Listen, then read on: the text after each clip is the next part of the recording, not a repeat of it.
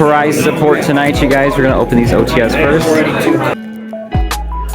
Alright, gang, we had a pretty decent game one. It was us with our Adventure Spright melffy package versus Armed Level Dragons. It's a very aggressive deck. They can put a lot of damage on board, and with Armed Dragon level 10, they even have a quick effect pop. So they do have a bit of interruption. I won the die roll, went first, got the whole Spright package out there, melffys included. That was really, really good. I had a double cross, and Harold just ended his turn. So we went to game two. He went first. Did combo, added a bunch of cards, special summoned a bunch from deck. He had a Dragon's Prison, the one where you can target a dragon monster you control with 2,500 or less attack, and I can't special summon anything less than 2,500. So he had me locked. Ended up scooping because he got more damage on board after that, so I'm like, okay, let's go game three. Game three, he impermed my Spright Gigantic, so I had no big board. But luckily, I had melffy Caddy in hand and double cross in hand, so I set the double cross, summoned the Caddy in end phase, got into Harold when he normal summoned his level 3 dragon, and ended up stealing his big AA Star Destroyer, the big new one with 2,900 attack and defense. Ended up stealing that when he summoned it with double cross. So we got game three. I was able to OTK him when it came back around to my turn, and that was our game one. Let's see how well we can do in the next round. All 3 ones get pack per win of the new 25th anniversary specialty series. So hopefully, if we don't go undefeated, we can make 3-1 and come back with some maybe QCRs, maybe some ultimates, collector's rares. We'll see what happens. But for right now, I'm going to go over my deck list, what I have, and I'll let you guys decide. Alright everybody, so let's go through this deck profile. I'm going to go through all the Spright stuff first. So we are running the 1 double cross, the 1 Spright starter, 1 smashers, and 1 gamma burst. I don't like seeing doubles. I want every card in my hand to be different. These are 4 different search targets for my 3 jets. This is such a good spread.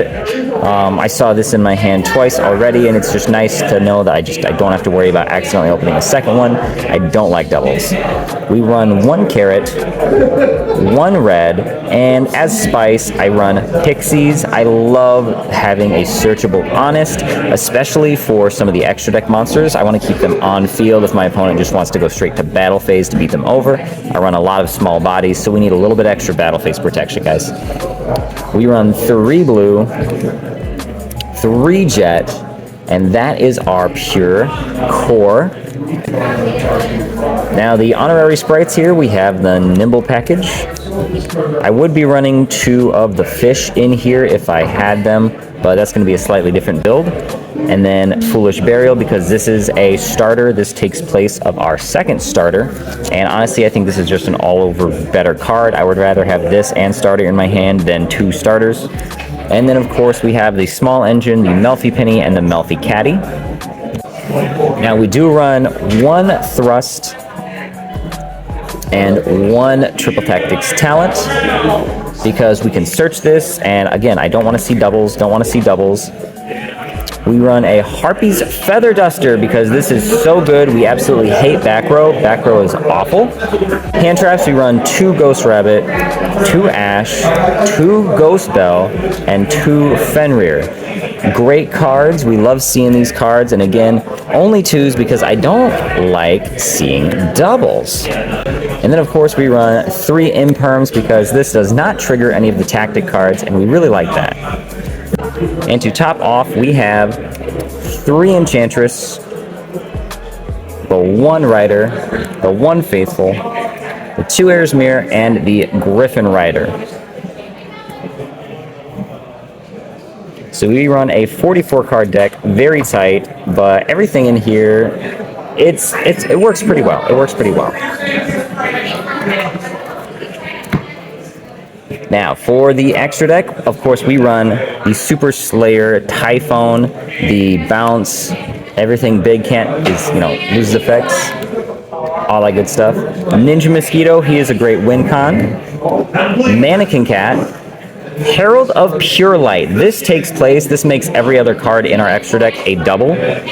So if they end up getting past this, I can Herald it back and then summon it right on top of Herald. Very, very easy. We run 2 Gigantic Spright. And of course, we have to play not 1, but 2 Sprint. No one ever expects the second one, and it's great to have a backup. Next, we have Melffy of the Forest. And the rest of our extra deck here is just going to be links. So of course we have our Dark Charmer play to summon our opponent's IP Masquerena or their SP Little Knight and go into the access code Talker. And with all the board breakers running around, we like to run Muckcracker from Another World to give our board protection from either back row destruction or Raigekis. Extra deck, pretty simple. We won the 1 Red Resonator for time. 3 DD Crow, because I don't like being confined to the lights and darks. I like banishing spells and traps as well. 3 Droll, 2 Godarla for removal. Our other 2 Tactic Thrusts, Harpy's Featherstorm, Change of Heart for going second, Lightning Storm for going second, and Raigeki for going second. Alright guys, we got game 2. It was a mirror match almost. It was Spright versus Spright, but he didn't have the adventure engine. I did. Alright guys, we're actually doing pretty well. Our last round was against Josiah, really good player, playing Vanquished Soul. I won the die roll, and I was able to get a field literally full. My field was full. I had 4, 5, 6. I had 6 interactions possible, and he scooped that. Didn't even know what he was playing. So we went to game 2. He went first. He ended up setting up a big board for his Vanquished Souls. I was able to Lightning Storm his back row, but he still had enough Vanquished Soul names in hand that his monster effects were able to pop off, interact, pop my cards. And I just didn't have the gas, guys. Didn't have the gas. So game 3, summon Fenrir, get his effect. 1 Imperm set, get my Adventure Engine live. Imperm one of his normal summons, and he passed. And that was it. Now I did see his hand after that. If I had Link summoned, which I could have, I decided not to because he mains Phantasme, so I didn't want to play into anything crazy. So luckily I got to game 3, 1 more round, and I will go undefeated. Danger Jackalope. Ooh, Secret Salvation. Abyss. Nib Slip. Ooh, Nib Slip. And Featherstorm. Nice. Alright guys, we went undefeated. We went against Kane with his Melffy Spright deck.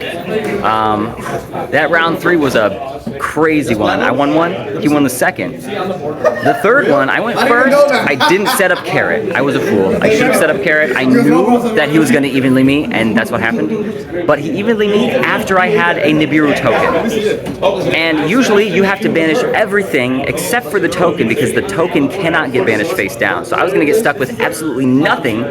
2 setback rows, double, what was it? It was a double cross set, IP, all the goo, the Melffys, all the goo. And before he entered battle phase, I IP'd, well, I summoned from my graveyard blue, grabbed Jet for the follow-up, and then went IP effect to summon SP, non-target banish, or target banish any card on the field, banished my token, and then kept the SP, and that was just enough to help me live and add a little bit more interaction next turn. Then he Zeus's. He gets Zeus on the field, wipes my board.